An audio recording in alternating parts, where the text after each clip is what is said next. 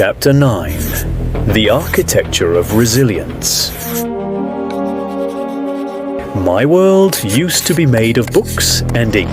In 1960s, Medellin, that diploma was my sacred map. I thought my future was written in those pages, unaware that my real education was about to begin in the streets. In the universal geometry of life, every beginning is a sacred alignment. I wasn't just studying books, I was deciphering the blueprints of my own survival under a sun that still felt infinite.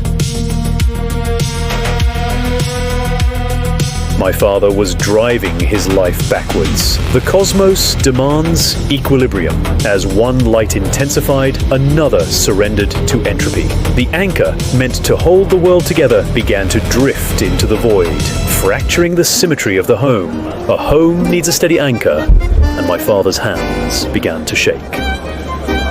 As the alcohol clouded his mind, the man I looked up to became the very storm that threatened to drown us all. I watched him stumble out of that door, blinded by a light he could no longer face. In that moment, he wasn't my hero anymore, just a man leaving his dignity behind in the shadows of the bar. Every time he got behind that wheel, with the door still swinging open, my heart sank.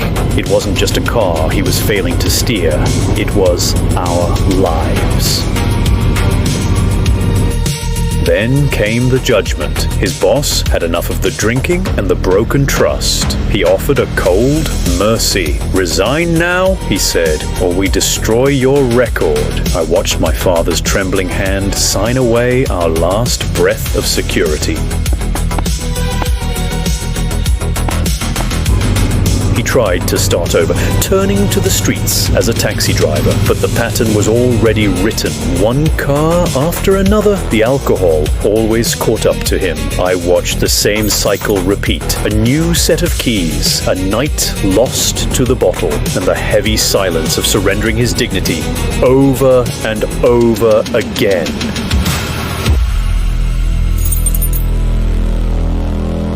Hunger has a specific silence. It's the sound of a hollow fridge and an empty pantry.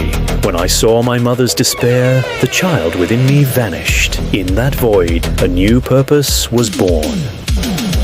I walked into the city and traded my books for a tailor's shears. With every stitch, I began to repair the fabric of my family. I didn't just bring home food. I brought back the dignity we thought we'd lost forever.